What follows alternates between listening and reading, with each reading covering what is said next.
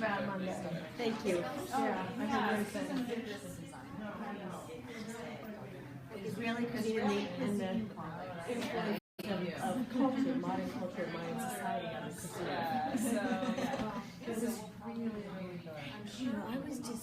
I was blown away by the chefs and the discussion and. You didn't go to the food history weekend, did you, Mrs. Sunday? No, because I had to work on it. I'm going to tell you, because between that and I'm just, in the fact that I'm teaching culture in classes, It's on your brain, huh? It's always, I mean, that's my whole approach. Well, yeah, this is a pilot course, and so I'm going to take it permanently after. Because I would love to know more about it. I'm excited to come to it. Well, I've got some good books. I've got some great books. Yeah, I did. I wish I had been able to go to that one. Yeah. But which one? Are you? You're coming? Did you sign up to come to dinner? I got a confirmation. Did I invite you to dinner? Did you? Oh yeah. You're coming? You're coming too? You registered? Oh good. You're welcome if you want to come to dinner. You did? Oh good. Did you? Okay, well I'll invite you. You're invited. Amy's face training. Amy's face training. Oh, is it the lay down or it's a separate one? No. There was something interesting about it. Yeah, she was it. Did you put it on here? I didn't. No, because it's really supposed to be about students. You know what? There's another. Is there something at an end? Oh, maybe it's the Turkish. No, it's about some program in Entree. I don't know. I can't She's hear doing her. 2 events, but this is the Egyptian embassy said we want to talk about food and cuisine to your students. I'm like, okay. You know, the other embassy that used to be really good about it, I don't know if they are now, but when I was working with the Turkish embassy. Oh, really? I don't know now because the government's so happy. So I feel like this was one of those. It was Yeah, Sheila Kaufman had relations. something at the Turkish embassy, but it's a TBA. They didn't have a date. They didn't even reaching out to other I knew there was some She has the opportunities to operate some of the stalls. So. but I shouldn't get wine. I was just an AU. We have to write the thank you notes. We have to, it's like after an event. It's like, I just want to be done. Yeah, that's the hardest part. Like making your list and following up and everything. It's just Well, I have to say, I went for I went for the chefs, but I came out with so much more. I didn't even realize it was going to be. I mean, I saw the agenda. But, You know what? I mean, if you want to send me, like what you sent me, I have to write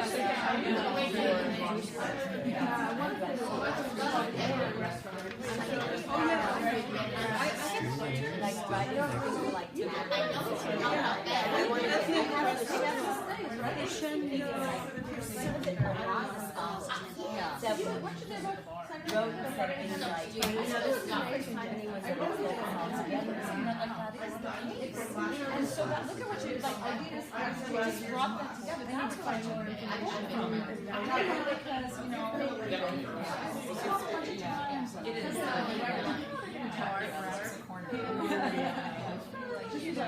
When you go to New York, So I've been to oh my God, I love that. but I'm taking my go every time. Oh, okay. I'm just going to I've never actually which is right by that's what I use. yeah, but and my so my was I've gone to the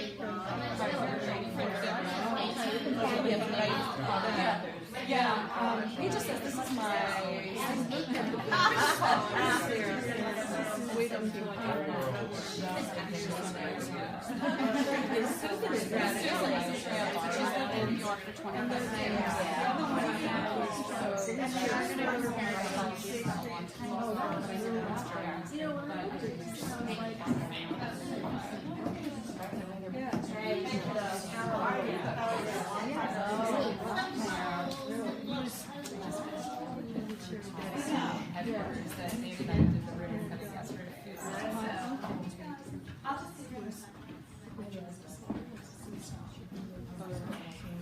Good evening, welcome to Hill Center.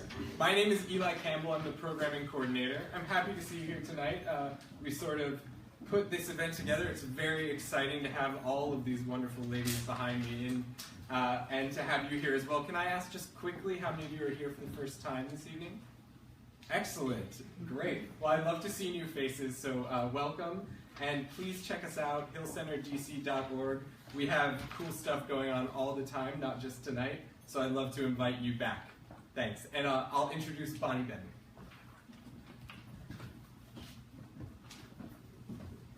It's a nice informal crowd. I feel like we almost all know each other, which is good in a way, because we want a very comfortable atmosphere for what can be a pretty uncomfortable subject. We pose the question, does the industry have a problem? But of course I think we think it does. So we're here to discuss various facets of it, and if you'll take a look at your programs, you'll see who's here. I'll just run down briefly, starting at the far end. My colleague Maura Jekis, who's a staff writer at the Washington Post, and she just happens to be working on stories that are, I think it's Friday morning, going to be online. She's done a lot of work, and she's spent a lot of sleepless nights trying to get over even stories that she's heard, victim by proxy. Claire Parker, next to her, manages the operations and administration of human resource policies, procedures, and programs for NRG. And I think having a human resources person for a restaurant group here was something that somebody we really wanted to hear from, because they have actual programs in place, and I think in light of the Weinstein stuff, they've sort of re-upped and re-energized and focused their efforts in this area, so she can sort of speak to that in a general way. Clinical worker, Ruth, Chef Ruth. I think probably everybody here knows who you are. Yeah.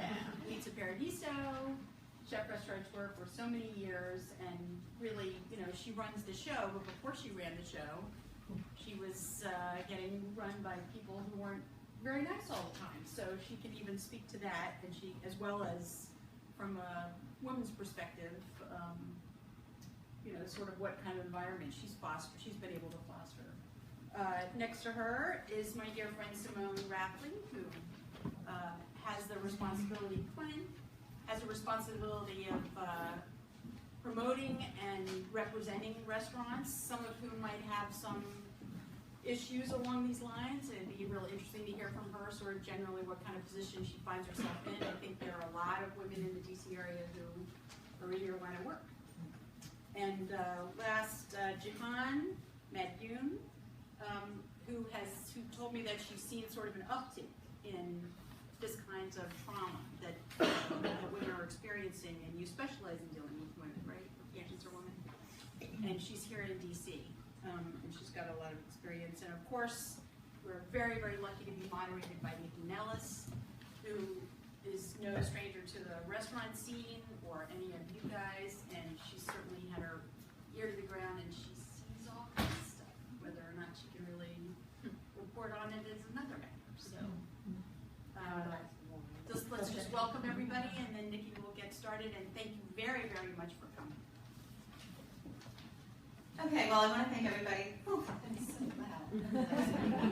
I want to thank you all for joining us this evening. Obviously, all of us have been reading massive amounts and talking with our friends and talking with our significant others and talking in groups, and just all of us sitting in the green room talking about what has been going on since the big drop of Harvey Weinstein. And it's not just happening in Hollywood. It's not just happening in Silicon Valley. It's happening everywhere. And the restaurant industry, it's rampant. Sexual abuse, rape, a culture that is systemic, with not really accepting women in the kitchen. There's lots of complaints out there, why aren't there more women chefs? I'm not going to answer all that tonight. But I think what we can do here is talk about sort of this bro culture that's been part of the chef culture for so long, how women find a way to fit in, and then how do we, as women and or allies in this community, function in this environment and succeed. So I want to start with Ruth. Most of you know her here. She's been in the kitchen for over 40 years. She's also authored a book. She has her own restaurants. But I think she can really talk a little bit about what it was like 40 years ago and sort of what it was like maybe even a little bit before that. I mean, what the culture was back then.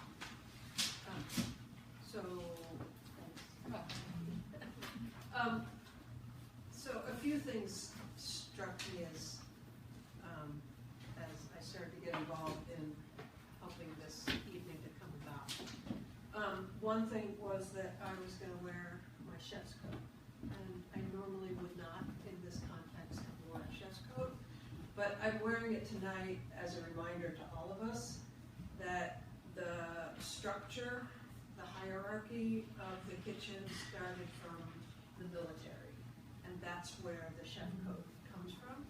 So the idea that it has this very strong male domination, and that it can be abusive, should not be such a surprise. I also, speaking about my life in this industry, I mean, I have been in the industry for over 40 years. My first job was at McDonald's. And frankly, my first job at McDonald's, so tell me how long you want me to So my first job was at McDonald's, and unlike, so this was in 1976, unlike all of the other girls who worked at McDonald's, I was in the kitchen. And, you know, I don't know why, but that's what happened. It was where I wanted to be, but I was the only woman. So for a long period of time in my life in the kitchen, I was the only woman in the kitchen. And but did you find, as the only woman in the kitchen, that you had to be, like we were talking about earlier, one of the boys? Was that a role you had to fit into in order to be successful in the kitchen? I think that that's one role. That's one role that women can choose, is to be one of the boys and participate in the culture that dominates, which is the macho culture of, you know, scars and, you know, making it through the battle of service each night. So that's one way. The other way that women tend to, or another way that women tend to respond is to be the sex object, frankly, you know, because there are several advantages. There are advantages that come with that, with taking on that role, which of course, well, that would never work for me because I'm a lesbian. So possibility, never, but I mean, I could have taken that on anyway, but it was not in my personality to do that. The third role that I know of that women have taken on is the mother role. And ironically, for someone who never wanted to have kids, that became my nickname once I owned my own place, and they called me Mama Ruth. So apparently, the role that I took on was the nurturer and caretaker in kitchens where I would be the only one. And that would be the kitchen that I was successful in. The kitchen that I wasn't successful in was the kitchen that I couldn't find my place, and, you know, things would happen like, you know, I wasn't allowed, when food was needed to come up, that's when the dish that I had to make would be called to me. So this is, you know, the days when there was a central duke board. Anyway, I have never, I have one sort of significant, I guess, experience that would be considered sexual harassment that I never defined it as that, because it just wasn't necessary in my head. I maybe didn't know what sexual harassment was. We're talking long ago.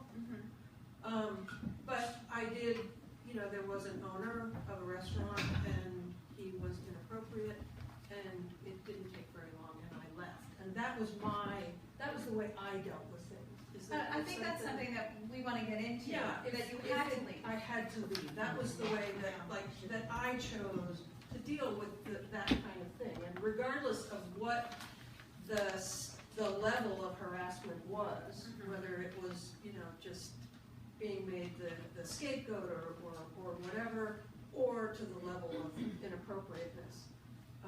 That's how I chose to deal with it. Well, I'm going to cut you off there because I think that's a perfect segue to Claire, actually, because Claire does human resources. Thank you. I was going to say relations, and that's not appropriate.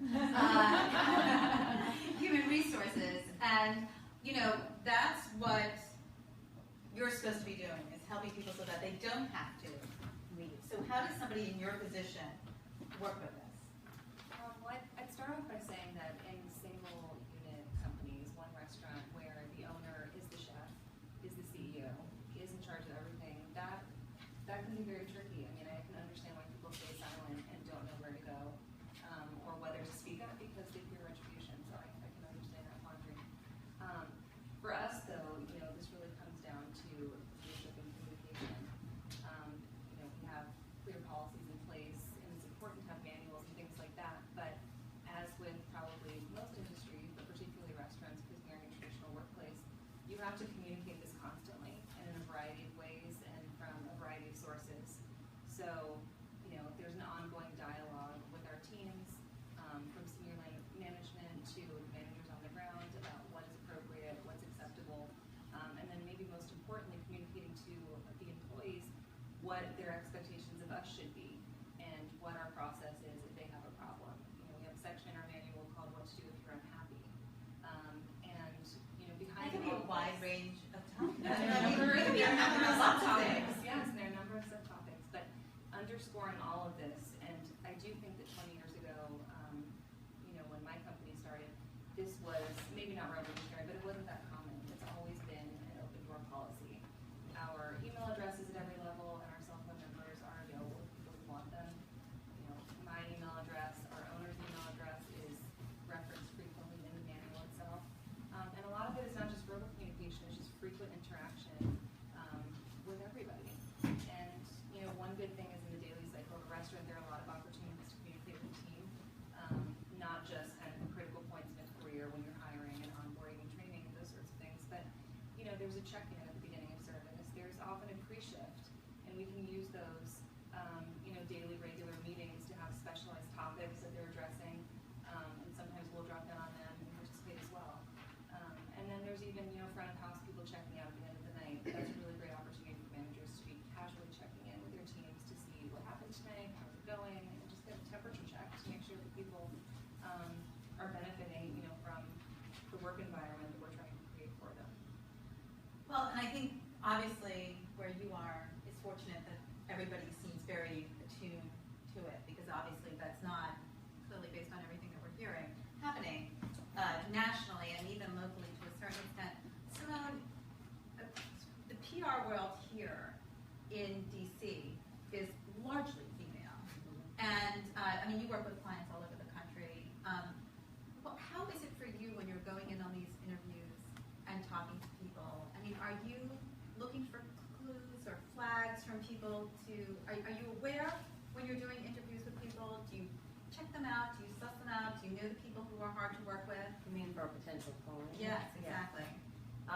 Yes, I do. Well, it's also with age. I've been doing this for 30 years. So I probably wasn't as, in the very beginning, starting with my business, not as selective or, asking about specific questions about the client and who they were. But you could get a sense of them and that entitlement or that arrogance or that when you're interviewing and what they expect of you. I had one chef say the first thing he wanted to be able to, for me to accomplish for him was to get him on the cover of GQ, and I almost started laughing. So I knew that. That's a bless his heart moment. So at one point, that's a tall sign not to be able to cross. That was going to be a difficult road ahead, and to not go with that individual. But then sometimes you don't know, and then it becomes, I didn't in the very beginning, I didn't have that choice. I worked in hotels and restaurants and had chefs, and I was acquired those chefs to be able to do the public relations for. Well, you did work with John Besh. I did. And that was the first explosive thing to come out on the restaurant industry. And you worked with him for years. 12 years. Right. So did you hear rumblings? Were you aware? Was it just the culture? I mean, what are your thoughts on that? It was back in 1998, starting with John. And John was young. John did not, yes, he was the cute boy, the good old boy. It's a boy's world down in Louisiana. I mean, it's like that. So you're in the South, it's you have a different approach. There's a different respect, in terms of how you communicate with people. He was not that way. I will just say he was not in the very beginning. It's definitely, as soon as he started receiving those accolades, best new chef, going there, then you're approached by people, approached by women, then you're approached and people say, how good looking, we want a photo of you, we want this. You can see it as it builds. I will say, I'm not going to talk a lot about with John Besh and say that because that's just not my style, but you could see the building of arrogance and entitlement and power, and how he spoke in the kitchen. But I always thought it was very weird and I couldn't stand it. I felt very obnoxious. Like when you go into the kitchen in August, he'd make the whole staff stand like lieutenants and clap while Like you the walked military. in. Wait, they had a clap? They had to clap while you walked in. And you'd be like, Simone's in the kitchen, everybody stand like that, and I felt like I was looked at, like how short my skirt was, or how it felt like it bred, it was breeding, everyone was like that. It was a very weird situation, so I never went into the kitchen because it was uncomfortable. But as going on trips and going with him, and as more people were praising him, and you felt, then he became much more like bossing. You do this. I was like a third, second fiddle, to him. I wasn't as important anymore.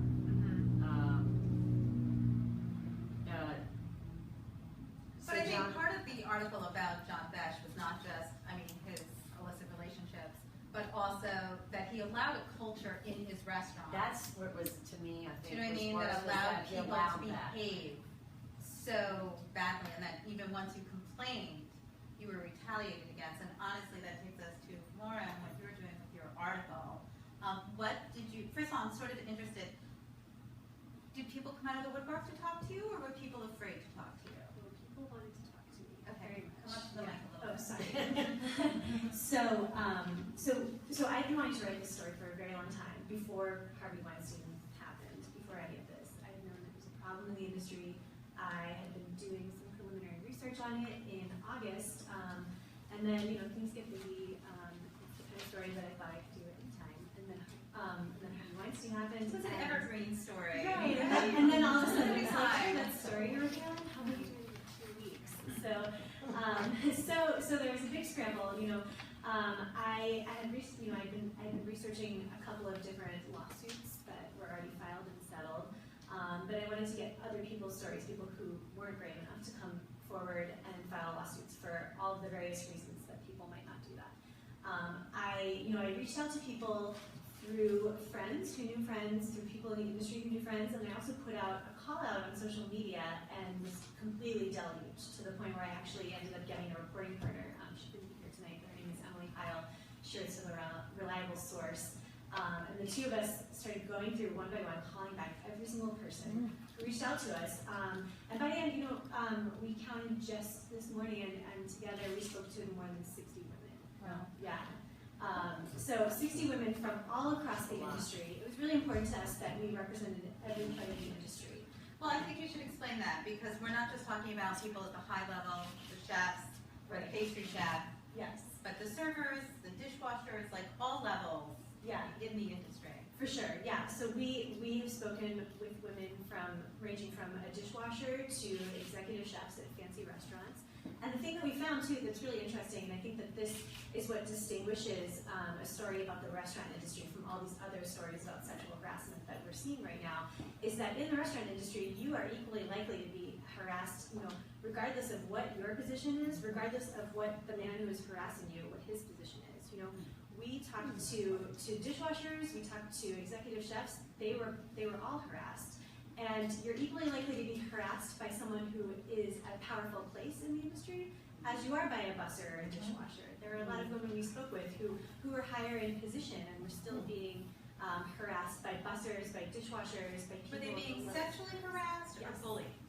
Sexually harassed. Okay. Yes. Because I think, and we were talking about this a little earlier, I think when we talk about this topic, and given the massive amount of information that's out there, especially in the last 6 weeks, some of it gets a little muddy. Are we talking about sexual harassment, sexual abuse, or are we talking about bullying? Because some of it, the lines do cross, and some of them don't. And I think what's really important today is that what we're really talking about is intimidation, harassment, and sexual abuse. See, and that's what I think I saw a lot of, was a lot of verbal abuse. Right, and intimidation. Intimidation, and not feeling welcome, or the woman had a valued voice. Which is really important. Caroline, I want to bring you in on this. How do women who, like Ruth brought up an excellent point. She said she had an experience years ago. She left. She made that decision. She didn't really think of it maybe as harassment, but now kind of looks at it more as it was. She knew enough to leave. But some women, and some men obviously, don't even know that they're being harassed. They are beaten down. They don't even recognize until it's too late, until it's gone too far. How do you advise these people? Well, I think it's important to note that a lot of people don't even know what sexual harassment is, or the difference between sexual harassment and sexual assault, sexual abuse. Let's give everybody definitions. So, sexual harassment is intimidation, any unwelcome sexual advances, any unwelcome sexual attention by another person. Sexual assault is any, unwanted touching, fondling, any, sexual gestures. That would also be, constitute as sexual harassment. It's legally simple battery. So yeah, these are topics that are not really discussed, and a lot of people are, hearing this about the first time and not really certain of, well, what is sexual harassment, or what is rape, and what is consent, and and it varies state by state, and so I think a larger conversation needs to be had about educating people about what is sexual harassment and defining these terms in the workplace, and educating staff about how to define what is sexual harassment and sexual assault. Well, it sounds like it's something that should be taught at school, quite frankly. Yes, Shouldn't everybody know? Right. Especially what's going on college campuses today. Shouldn't everybody know what harassment looks like, and what abuse is, and what rape looks like? Shouldn't we all know? As women, we should know, and men should know as well. So where do we go to start that conversation? Because I think at the end of the day, it's going to be up to us to educate, to create businesses where our staffs know that there's no room for this here, and then also making sure that when we say that there's no room for this here, that we mean it. Because I think we've heard a lot, and I'm sure you had this in your research, that just because you have HR doesn't mean they support you. Do you want to speak to that a little bit? Sure. In fact, several of the people I spoke with actually went to HR, filed a complaint. Especially in think about big chain restaurants, which have a really robust HR department. What I noticed is that it seems like a lot of times in places where there's a dysfunctional HR, the HR was there really to protect the company from litigation rather than to protect the employee. So, in one case, someone I spoke with, it was actually a man, the one man. The rest of them were women. But this one man, he was being sexually harassed by other men in the kitchen, and he went to HR. He worked for a large chain restaurant, and it was like an anonymous corporate helpline, a care line, I think is what it was called. And he lodged lodged an anonymous complaint, and the next day his boss said, if you have any problems, you come to me from now on. You don't go to HR. So it was not anonymous, and immediately his company began to retaliate against him. And eventually he was fired under dubious claims, and he has now filed suit against the restaurant. So Claire, how does a company like yours handle something like that? Well, I just say it's, it's not enough if you have HR to just have it. It has to be meaningful. And, one conversation we were having earlier is the question has come up about why some restaurant companies do not have an HR department, as it were. And the reality for, restaurants that are in their early days is they probably simply can't afford it. But that doesn't mean that it's not possible to have many of the same systems and policies in place that some of these larger companies do. But again, it's not enough to have those. You have to be talking about it. You have to be modeling it.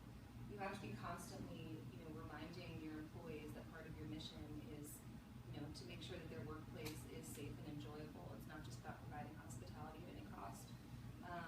And then when things do happen, following it up with the appropriate consequences and process so they can see it and mean it. Ruth, how about you in your properties? How do you affect a good working environment? We got your employees outside. They're good. Yeah.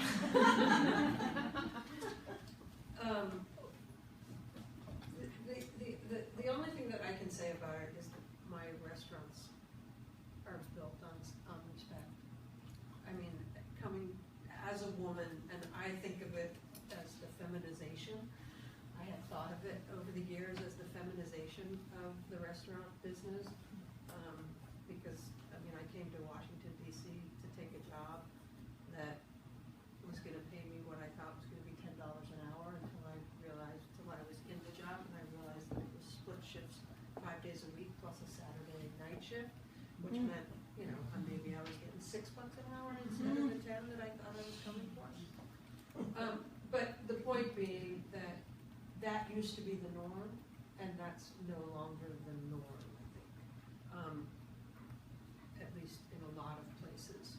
It's not the norm, and it has never been the norm in my restaurant. And so that's just one element that shows that the idea behind the treatment of employees, of which I am one at my restaurant, is going to be healthier and with more respect. So I've been fortunate that what I created 26 years ago has sustained that through the various restaurants. Well, and you've been able to be successful because one of the things we were talking about earlier is that, I keep saying earlier, we had a really good conversation in the green room while you were all drinking your wine. Is that, if you watch TV, the culture of the restaurants is really glorified. It's a lot of screaming and yelling and putting people down, whether it's Top Chef or Gordon Ramsay's show. I mean, I can't watch any of it, but they're like it's entertainment, but it has glorified this sort of I'm using Anthony Bourdain's term here, this bro behavior. He glorified it too. Of course, now he's backpedaling, but his first book, Kitchen Confidential, he talks about excessive use of drugs, excessive sex, and really behaving, badly. Of course, now he feels bad about it, but he was bragging about it then. So now that this is all out here, and we've got, people who are sort of wide-eyed, by all these cooking shows and are like, that's what I want to do, because I want to be like that. How do we start changing this culture? What are the things that we have to put in place? And how do we make it more, female friendly? Or hospitable? Since we're the hospitality industry, how do we be hospitable to the people within it? Anybody? Recommendations? Jahan, what do you think? I definitely think that there needs to be mandatory training around what sexual harassment and sexual assault is for all workers. I think there is, with the recent allegations, on the Hill, they have voluntary training, and so everybody's not Which is getting ridiculous. that. And so, this needs to be talked about more. It needs to be cultural issue, particularly with the number of allegations. And this is, unfortunately, this is a part of many work cultures. And so, it needs to be addressed by HR. Well, I guess the question is, in the restaurant industry specific, a lot of men don't think they're the problem. They really don't. They think they're good guys, and maybe they're being flirty or you're being sensitive. So the question is for those businesses, how does change start there? If you're a woman working in that kitchen or in that restaurant, I mean, all the women just can't get up and leave. That's not going to be Well, that would be one way of doing it. I mean, What I said earlier about nobody gives up power unless it's in their own self-interest willingly. From them. So one way, the day without woman. I mean, I didn't work, and I gave every woman in my restaurant off. And the interesting thing about it, and it was a very contentious moment, because I have a number of women in management, and I have men in management. But a couple of the men in the higher management who were going to have to work that day in place of women, or just bear the burden of it, were very hesitant about it. And it was right after the Day Without Immigrants. Right. And I had no one had any issue with we were closed we had things for both days. We participated in both of those. And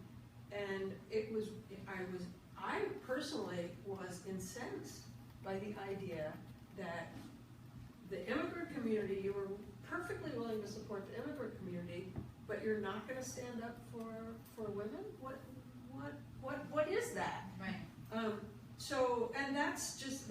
he's a good guy. In particular, there was one guy. He's a really good guy, and I really called him on it to a grave extent. I was like, this is important. These are my rights. This is my life. And this is. And do you think he walked away with something from this experience? Yes. Okay. Absolutely. And Simone, what about you? What do you see with the properties you work with? Well, I was just what we were talking about earlier in terms of how that environment was, like with John Bash and some other places, is that culture of a woman has to either feel to be a part of that culture, be one of the boys, if you're going to survive or to do that.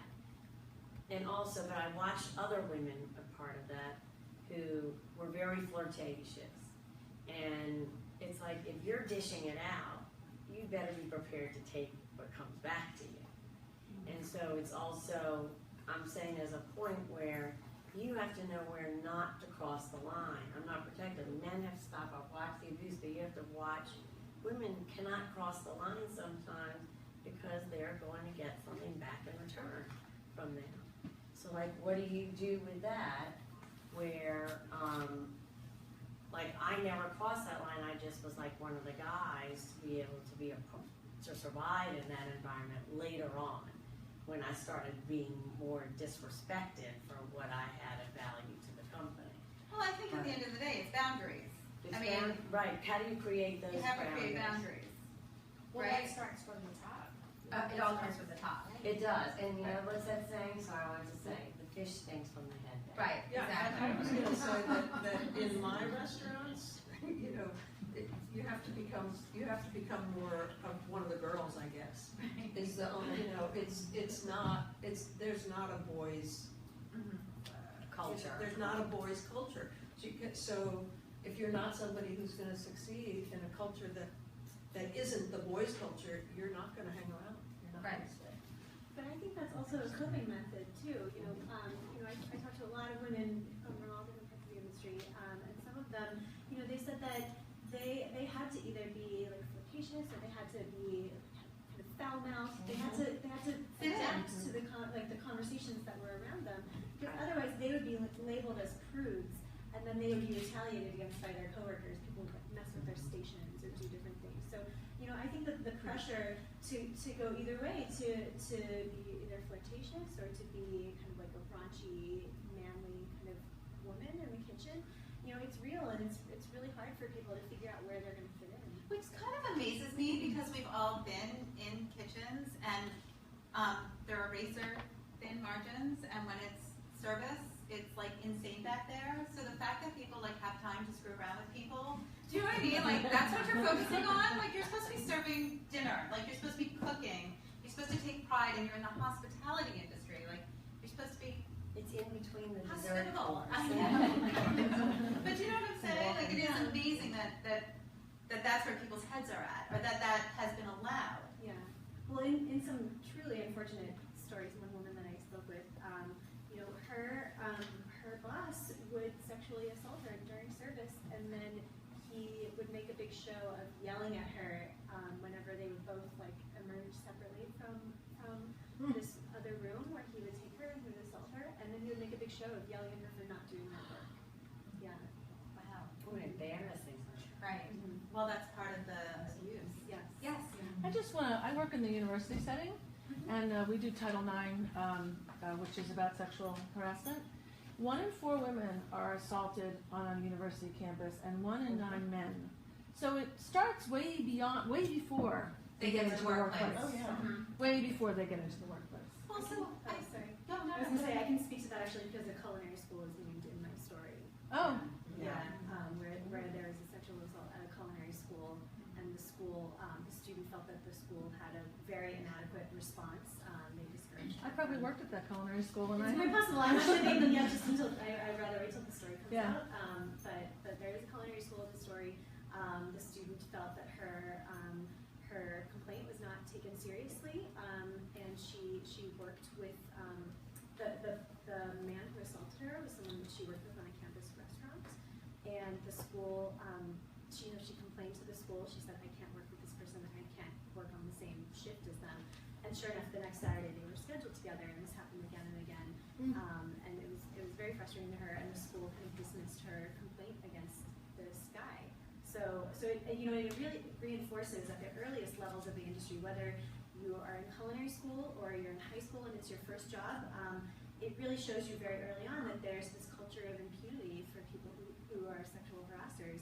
And then it also makes you less likely to report it later on because, you know, maybe something really bad happens to you when you're younger, which is what happened to this girl. She was nearly raped. And, you know, in subsequent jobs, it makes you think, like, well, should I report this? No, it wasn't as bad as what happened to me before, so it doesn't seem worth raising. So it kind of messes with you in this way where it makes everything seem like it can be minimized. But it starts before that. Yeah. My father's a forensic psychotherapist, and he developed a program called How to Say No to a Rapist and Survive. And he taught it on college campuses because by the time they're 18, he used to go to high schools and make everyone stand up in the gymnasium, and 1 in 3 women by the time they're 18 are raped. And it's happening in elementary schools, it's happening, plus you're combining multicultural values of how women are perceived, and the power structure is already set up because we're taught to be nice no matter how bad Well, that's our things biggest get. problem, right? As women. Well, it's not our problem. That's Well, the no, thing. no, We it's- tend to blame the victims about becoming victims. No. And we have to turn it around and make sure You we guys, stop it. I mean, as a woman, we are taught to be polite Yeah, no and matter nice, what. no matter what. Especially in the South. Right, I mean, I'm not from the South, that's a whole other bucket I don't want to get into. But I think what's important as women is that we do find our voice, and women also have to support other women. And in the chef world, there is more of that now, I think, than there used to be, but it's so competitive. And I think everybody's trying to get ahead, so I think it's so important that women are supportive of each other instead of judging each other or questioning each other, and listening is going to be so key. And there are male allies out there who want to be a part of fixing this problem, but we have to show them the way in order to do it. I know you're going to take that away from me. Go ahead. I'm like, it's not my responsibility to show a man the way. Right. It's just not my Right. responsibility. No, but Oh, we yes. have Like, to, There have to be things in place. Just look at this room, and I don't mean to point out, but I'm going to anyway. We have 3 men in this room. This is a subject that impacts them. Yeah. and they are not here, And they don't care. okay? Yeah. So I'm gonna go back to the people who have the power. Yeah. You know, why should they give it up? What is going to change the restaurant culture? What is going to change the society? What is it gonna be? I mean, I'm 58 years old, and I you know, came out when I was 21 years old, 20 years old, whatever it was, and I came out in a culture of feminism. And so that's a really long time ago. I mean, it's almost 40 years now. And we're here in this room talking about sexual harassment. But when I had that first restaurant job and that happened to me, I didn't know what sexual harassment. So it didn't really. So there has been progress, but we also have a sexual predator in the White House. You know, and a lot of women voted for it. I know. You know, so how are women going to understand that they need to, the thing that you just said, they need to support each other And affect across change. race, Right. across religion. I mean, we are a cultural group, you know, and Go ahead. Yes. So it requires more than just women chefs Yes. and women restaurant Right. employees. It We need to make requires coalitions. women who dine to boycott the locations and there needs to be a support system for women who can't just quit the job. Right. And maybe it means women who are committed to this, creating some sort of system of financial support or pro bono lawyers or some kind of way so that there is, like with landlord-tenant or something, there are places. We that used to people- have a women's legal support. It was the Women's Legal Defense Fund in Washington, and I worked there. Is it no But longer? I don't know if it's still in action, but we need to have the men be a participant. My husband and I were partners as chefs in our own business for 15 years, and I've been doing this as long as Ruth. There are women like me who are suffering from PTSD, from things that happened. It's still continuing. I have women call me, I hear stories. If we don't change the culture with the men by our side, we will never change anything. We've learned that around the world. We learn that the perception of women is subservient, and as long as that is the case, we are fighting a losing battle. No matter who's in the White House, if we don't have men on our side fighting with us, we will never make any progress. Because they still own most of the restaurant businesses. They are still, only 19% of all women are chefs in kitchens. Yet we're 52% of the restaurant workforce. Isn't it But that's- wild that the CIA, they just said, because I wanted to call to find out, the Culinary Institute of America, and in 2016 was the largest, women were outnumbering the It's the men. same in law school, and we see the same issues. Well, the other issue is that for the restaurant industry, it is not a female-friendly Yeah, industry. You know, I mean, forget just the bro culture. Exactly. As a culture in and of itself, it is not pro-female. It's No. hard to be a mother. It's hard to raise a family. You know, if you Yeah, chose but why that is it route. just as hard to be a father? You know, I mean, I don't disagree with you on that. So then we look at the society. I mean, Right. it's a societal Yeah. problem. Yes, go ahead. So I predate Ruth. Mhm. And I studied with a woman chef that she also studied with in Allen County. In Boston in 1976, I went to culinary school. And I've never encountered the terrible reactions from men. It was a woman-dominated system that I worked up in, but I quit. I dropped out. I couldn't have a life. And I think as a female, this would be my argument that many women want to have a life plus a job. And 70 hours a week, 90 hours a week, but I was working in my 20s and 30s, which I loved. I had so much passion for. I just couldn't keep it up. Right, and I think what happens is that, not all men obviously, but a lot of men who are chefs, by the time they put in those hours and time, they have access to money to open other restaurants, Yep. and the money is available to the men. Yeah. I wasn't even there yet. Right, but you understand what I'm saying. Yeah, but I dropped out before that. I didn't push. Potentially, I could have pushed to that next level, but I didn't.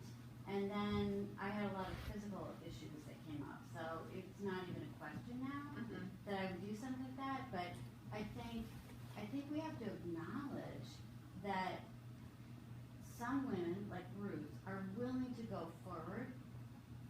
Simone in her career, but it's just so demanding. It's a very to be in this field, and the harassment and everything.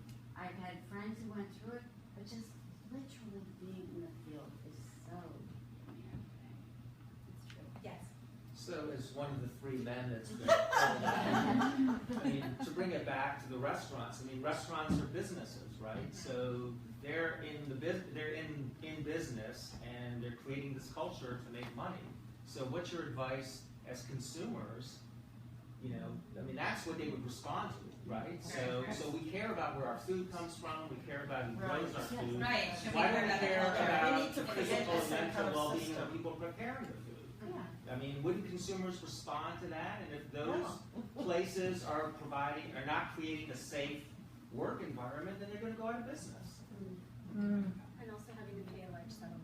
Right, but bring it back to the business question, Yeah, right? I think it can go one of two ways, because there are people who will say, I'm not going to his restaurant anymore. And then there are people who are so enamored by this image that they won't care, and they'll kind of be drawn that way. And I think that that's one of the things that strikes me strongly at this point. And I talked about the predator in the White House, and the predator in the White House and Harvey Weinstein. Which way is it going to go? Which way is it going to go? Which avenue is going to win? Are we going to go in a place where we're going to talk about it for a while and it's just going to disappear again? Or is it going to be something that's sustained and has real impact? So the question is this truly a tipping point? Is And it if a it tipping is a point? tipping point, why? Why is it a tipping point? And if you understand that, then how to build the momentum and keep it going. Well, I think that brings us to the whole Me Too thing, and whether or not, like they're doing when I was 14, these hashtags that create a lot of social awareness about these different issues that are happening. And the question is, how do we take those things, like the Women's March, and actually Build something. make some from it. action? There's no action plan behind it. Right. I was an ERA organizer and an organizer for Cesar Chavez. It makes a difference when we put our power together, especially behind the dollar, because that's what American society responds to. And we boycotted everybody who's a certain age remembers. We didn't buy grapes at the grocery store to support Cesar Chavez. We can do the same thing for women. You find out which restaurants are doing this, and I We'll find out on Friday. Yeah, I've been waiting to find out. Because It's if we, one of several stories, to be honest. I'm And sure. we're going to follow it up, hopefully, with naming some new allegations. women against spend more chefs. money on food than men. Tips. Please. But it's about finding out who those restaurants are. The woman started after Women's March, the hold your wallet, close your wallet, Oh, yeah. grab your wallet, I don't know what it was. I mean, again, there are these great moments of social action that happens all over Twitter and Instagram and Facebook, but then they peter out Yeah. because there's no there action to were- have. But also, everything takes a step, a beginning It's a stepping step. stone, yes. And there were a lot of businesses that did pull ads from places that did. Look at what happened in the House of Delegates in Virginia. I feel like you have Yes. to be committed to taking action and maybe boycott. But we can't sit on our laurels. We need to Exactly, continue. but I mean, There is this, one called Power of the Purse. Yes. whatever it was movie called. industry in the film. Yes. I mean, I think we feel like it's a big problem, so how do you start? Small. But I think you have to start somewhere, and maybe starting to spread the word of I'm not going to this particular restaurant anymore, even though it's got some star appeal or whatever or allure, because I choose not to do that. I don't support those values. And I actually, I don't know if other people have opinions, in particular in relation to the restaurant world. It's been kind of astonishing to me that this is the point in time with the predator in the White House, as you put it, that this is when it seems to be tipping in certain other sectors of culture, and maybe more liberal sectors of culture. Because is it almost a blowback? It's like, I can't do anything about that right now, and I'm stuck, but we can do something about this, and maybe the restaurant world. I think we're working it up. I think we're working up to it. And I mean, people have known about, Harvey Weinstein is such a great example because I'm not in that industry at all. And I was like, yeah, no duh. I mean, I knew that he was a tyrant. I had heard a story about him punching his brother in the face way before that was, I don't even know how I heard it, but I heard that story. And I'm nowhere near that industry. So like, they knew that he was out of control. Don't like Yeah, nobody likes him. I mean, he was out of control. But now that story is broken, and all these other stories are broken, the question is, and that the more information comes out, I love the idea of a boycott, but the question is how do we bring people in? How do we get everybody on board? But the story broke because he wasn't making money anymore. Who? Harvey Weinstein? Yeah. I mean, he's still a powerful force. His sales were going down, and the studios were unsatisfied. I mean, it wasn't a PR move, that's for sure. So it gets back to the point of business, right? I mean, Yeah, you go to the Restaurant Association and get them to be behind. So the Restaurant Association right now, they had their big board meeting last night, and they actually knew we were doing this tonight, so they sent me a little statement that they are the board of directors. It's 35 independent restaurant owners and operators.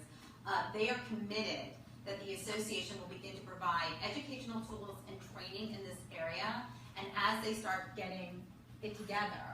I mean, I think, it's kind of a jellyfish at this point that they're trying to get their hands around, but they want to be able to offer, the restaurants, owners, especially for the small ones, unlike where you are, but, for the smaller restaurants and the smaller facilities, and the employees, access to this information so that they know what their rights are. Yes. I just want to say it's not just restaurants; it's all of food service. Yes. But the other part is, I think we're talking about a tipping point. Maybe Ruth, you could talk to this. Is there's not enough people to get jobs, and women are walking away all the time because of what Drew just said. Right. There's not enough employees, and I think if we're at a tipping point, people keep opening restaurants, and there's not enough servers. No, I know. Or managers, or chefs. Right now. And they can't train them. They can't train them fast enough. Right. No, it's very true. Yes. About powerful, loyal male customers who harass and come on to female wait staff. We didn't even get into that. Well, I was thinking, because I've seen it happen right here on Capitol Hill. Members of Congress trying to introduce a waitress under the table. So that's years ago. We're not naming names.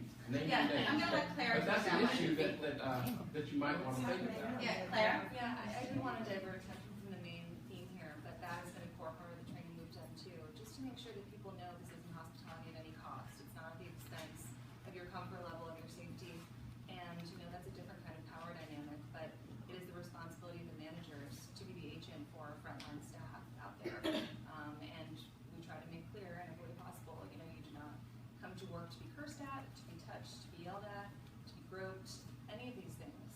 And there are any number of tools to deal with that very quickly, and our managers are empowered to do so. But yeah, it's not just looking inward, it's also protecting our teams from that different power dynamic regarding us. Yes.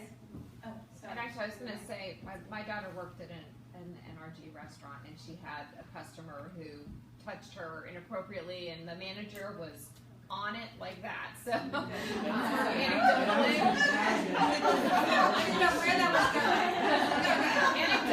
I can say that it worked. That the manager was immediately, as soon as she said something, the manager was right there dealing with that customer and addressing the situation right away. And I think, the 60% of women have worked in restaurants at some point in their lives, and a lot of women as servers certainly have dealt with pretty serious sexual harassment, from customers, and there's no doubt about that. But what I wanted to say, and what I'm kind of curious about, and we're talking a little bit about the idea of boycotting restaurants, but I'm actually kind of interested in maybe the idea of supporting women-owned restaurants and putting our energy there because women have a tough time just getting the bank loans to open restaurants and to run, to have that opportunity. It's pretty tough, and it just seems like that maybe is a positive. Maybe Ruth can kind of speak to that. Well, I was just going to say, did anybody read Amanda Cohen's? Yes. Fantastic. Yes. You want to talk to me now? Yeah. Yeah. I mean, she had a really valid point. Yeah, because I could be a victim and I could be your headline. Right. You don't look for or I mean, it seems to me like No, the idea of you're totally blind to 100%. all of it unless it's good for your story, which I think was her point, and it made a lot of sense. I mean, do you want to talk about that a little bit? Sure. There's also just one thing I really wanted to go back to quickly, though, which is the idea of servers. It's especially difficult for servers, and I talk to a lot of servers because the thing is, there's still this customer is always right mentality, and that's handed down from management. And so I talked to a lot of servers who were harassed by customers who the management did nothing. They saw it and they told them to just deal with it. And it's especially hard too because they are working for tips, so they're less likely to report it as well because they're relying on those tips. They need those tips. It might be a regular too. They know the tips well. That was one of the cases. And so they're really they are among the most harassed people in the restaurant industry because they're being harassed by their colleagues, by their managers, and by their customers.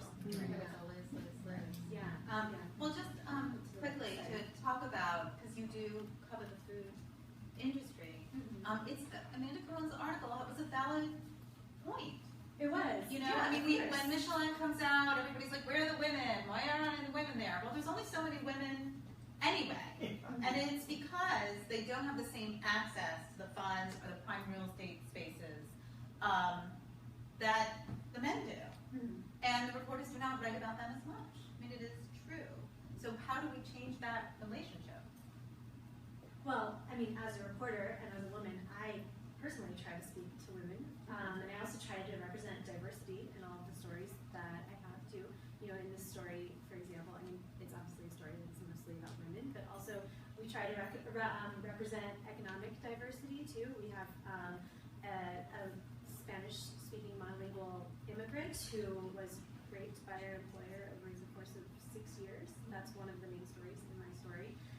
All the way up to people who are of privilege, and that's a really tough thing too about this kind of story is that the people who are willing to come forward and who are able to come forward tend to be people of privilege. They tend to be white women who also may have left the industry already because they have other choices, they have other jobs.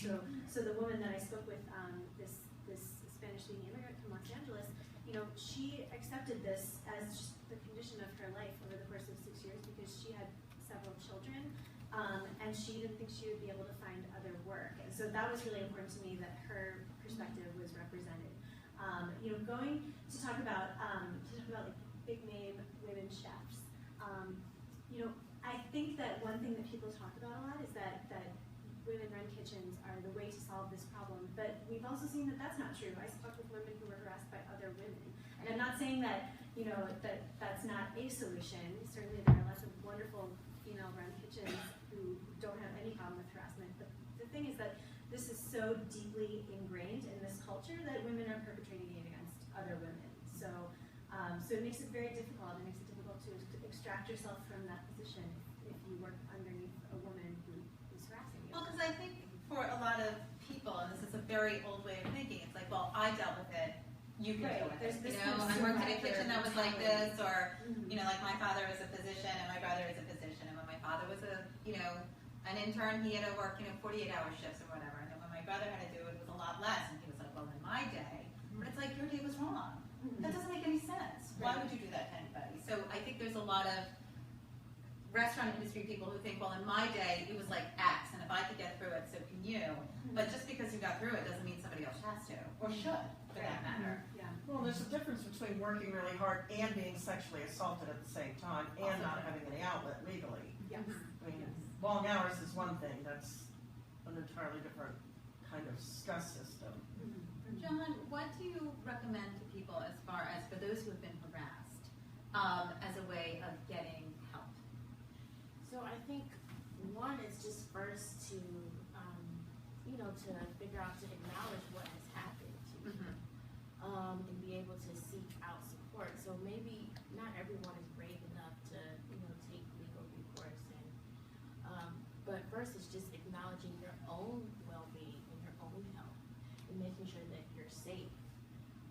And so, that could be getting the support of a friend, a parent, a therapist, someone that you can trust, because the thing that you don't want to happen again is to be violated all over again, right? So you have to be very careful about, who you're disclosing this information to, because this is a very traumatic and stressful experience to have for someone, and so it has to be treated very delicately.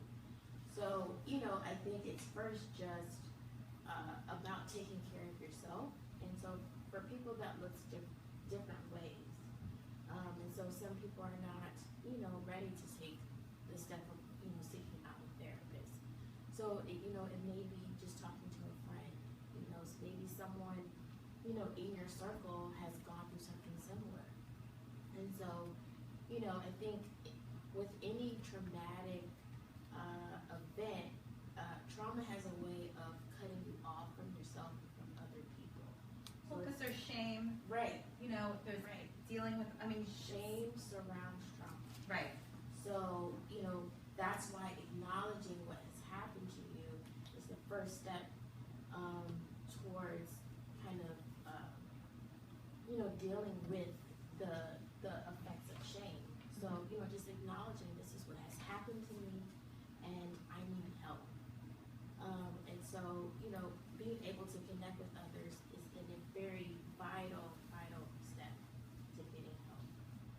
And how to get away that powerful person, though, whoever you're working for, is very good at shaming that individual.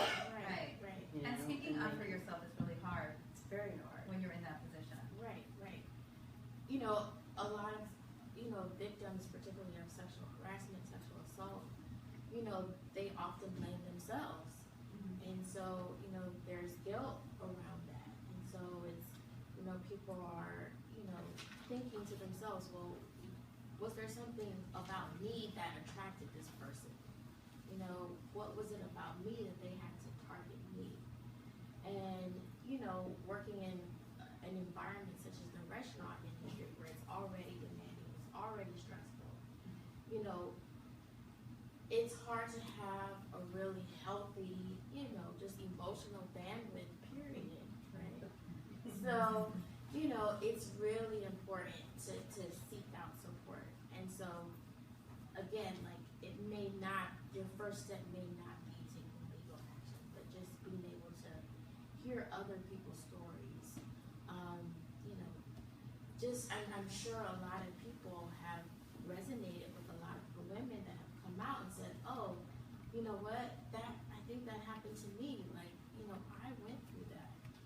And that might give them the courage to speak up and seek out help.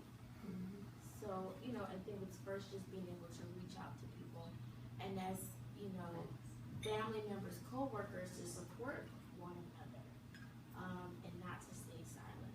Is there some sort of, I didn't see, if that could be something created, is there like a helpline for people that's a support group that could have someone that doesn't want to let anyone know who they are, an anonymous helpline to be able to say, this is happening to me in this restaurant right now, what do I do if they don't have an outlet that's within the restaurant or feel safe? So the Rape, Abuse, and Incest National Network, which goes by the acronym RAIN, they created the National Sexual Assault Hotline. So that's a 24-hour hotline that anyone can call anonymously and get support. If you call the hotline, you can get connected to counseling, you can get connected to support groups, you can get connected to legal resources. If you have been assaulted, someone can accompany you to the hospital. so they can be like that first, right. So how To do you help rate? people, to help educate people on what resources are available to them. Sorry, what's the name of the hotline? How do you put that It's word? National Sexual Assault Hotline, and it's run by RAIN, and the acronym is, it's the Rape, Abuse, and Incest National Network. Susan? Was there anything else in the statement from the Restaurant Association? Was Not that- at this time. That was it right now. I mean, they just had the directors meeting last night, Yeah. and I think they're, from what they told me, they're trying to figure out what their official word is and honestly what they're going to do. But I think one of the things that's interesting here is, I mean, where does LADOM or WCR, how can they get involved this way? And are there hotlines maybe that they can, raise funds for, also use their social networks, not just locally, but nationally, to educate women on RAIN or get them talking to each other? I mean, you have this huge network across the country, and we're not using it. And you know how in restaurants we have wash your hands, all restaurant workers? Right. We need signs that say, if you have a problem with sexual abuse, Here's where you can go. here's where you can call, here's, Yeah. we need a whole coordinated program. And men's bathrooms, quite frankly. And It should of be course men's all, bathrooms too. exactly, should be unisex. So That's anyway. a good thing to start. But, Right. that's just we have to think about how to create, Initiative. more of an action plan. Mm-hmm. Okay, yeah, we're gonna boycott, that's one, but supporting women-owned, supporting businesses like the neighborhood restaurant group that actually have really good programs in place, the educational component and training, signage, social media. I mean, it's just, we've gotta have this be a campaign, because otherwise we're gonna sit around and a year from now, we're gonna be going, geez, what can Right. we do? Well, What see, can we're we fixing do? our meals Yeah. now. And yeah, it's enough, that's why I'm disappointed in that statement. Yeah, I am That's enough too. time That's a already, cop-out. that they could have had a little more in there. They should have had the educational Yeah. programs already, so should Restaurant Workers of America and whatever. Right. You know? So building on what you're saying, Susan, why not, I mean, I just had to take my test yesterday and my CERB safe. Why not have some Yeah. sort of component Training. that's required, maybe it requires There we go. lobbying There's another. to DC, Maryland, Restaurant Association, whatever it is, to get that codified. I don't know if that maybe from your But maybe the perspective, does that Restaurant help or not Association help, but can, in food partnership, networks and they can, managers, I mean, you training. have to take tests through them. Right. So, Yep. maybe that's something that they can offer too, with training. managers and workers. Right. Yeah, and it's all about safety. Right, yes. Yeah, Aaron, third guy. I should have four. There's four. Oh, that's right. Oh, Eli. Yeah. You're next. Eli counts. He's working. I can tell you that in Philadelphia right now, there's a coalition that is exactly what you're describing. That includes representatives of social providers, service providers, on gender-based violence. The thing that's great about that coalition too, we work for an organization that's based in DC, but it's national. We've been working with them. Is they actually have interacted with the Philadelphia city government, and so their eventual goal. Now, obviously, you have to jump through government hoops for this, but what they're working on is a program that trains and provides this sort of among themselves in their restaurants to show to the government this works. But they already have the buy-in to try it out. And then the eventual goal is for it to be part of the signage requirements, as well as part of the inspection requirements that they treat That's terrific. sexual violence and harassment the same way that they would treat any other safety How do you requirements. spread that? I would be happy to talk with spread? you about this and whatever you're talking. So you're speaking of the DC Restaurant Association. Yeah, I am. Okay. They're representative here. They have a representative here? She is here. Can we talk to you too? No, we can share this I didn't mean to information. call you out, but since it was coming there, I figured. Because there's a precedent for that. But I wanted to ask another question if I could. And a lot of the work that our organization is called Futures Without Violence does in other industries, we find that there's commonalities among specific things in the industries. So for example, you spoke about the issue with the tip minimum wage, right?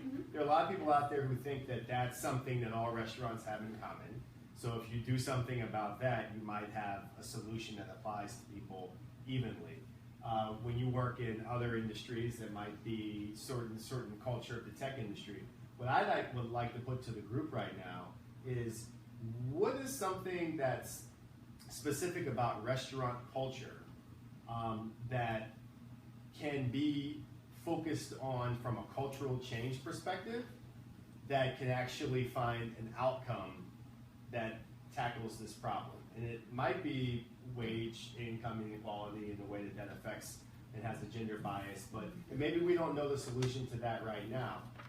For example, another example that we work with in the farm working industry, they found that if they did some work on immigrant justice issues, that an outcome of that was to uplift the status of women and give them an ability to have the agency to report and to be part of a solution for the disproportionate amounts of assaults that were happening in that industry. So I think when you're dealing with a small business oriented, or and they're bigger businesses, but when you're dealing with an industry that has a lot of smaller elements, that sometimes if the culture is always we're having a lot of roughhousing in the kitchen and we're having people that are working late nights when alcohol is involved and stuff like that, you're starting to see places where you might be able to see about solutions that aren't as specific. So I don't have the solution to this, but one of the things that defines the restaurant or the food business is it's hyper masculine. Yeah. And it's hyper masculine because food is really a feminine field. It's the female field historically. Yeah. So to make the disparity in men versus women in positions of management and ownership. Right. That So sets it up. to move a feminine field into a masculine profession, it had to be masculinized. So that's the culture that we're working against. So in order for men to feel comfortable, The tattoos and the rock and roll and the screaming and yelling. I mean, there's this culture. Also the drugs And the drugs and the partying. I mean, late night, 1 o'clock. And a I lot of mean, people, everybody their knows what it's last like. place of employment was the pen. It's true. Well, Distilleries and shift drinks. Shift drinks. Shift yeah. drinks Shift still drinks. happens, Yeah. which is ridiculous. Yeah. Alcohol abuse and drug abuse. Yeah. out It's there. right. Yeah. Which related to a lot of stories of sexual assault. Yeah. What are shift drinks?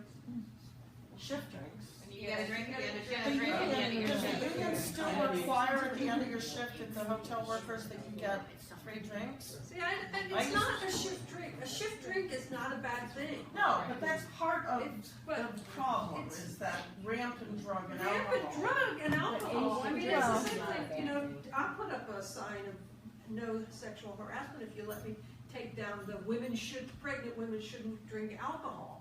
I'm like, don't take away my shift drink. Right. Just make me behave around my shift drink. Well, if you'll rape someone and you've had 1 drink or 6 drinks, Well, yeah, You're gonna raise them anyway. that means Yeah. nothing Yeah. at that point. So, but I think, the hyper masculine Yeah. is the culture in this industry that we're working against. Yeah. And I don't know what the solution is to change that, because it's so cultural, it's societal. psychological thing. And it starts so early in the education of women and men. So how do we change it? I've got one story about myself personally. I think it starts really young, and I think it goes back to shame around sexuality. I was actually, when I had my restaurant, accused of sexually assaulting a female employee. Okay. And this was like traumatic. This was a really bad thing. I'm a happily married woman. My husband worked with me in the restaurant. And this woman, our restaurant was in Arlington County, went to Arlington County and lodged a complaint. So it started this whole legal process, which I had never been a part of. And I was like, well, this is an interesting process. So we took it very seriously. We don't have an HR department. That was me. We were just one single unit. We hired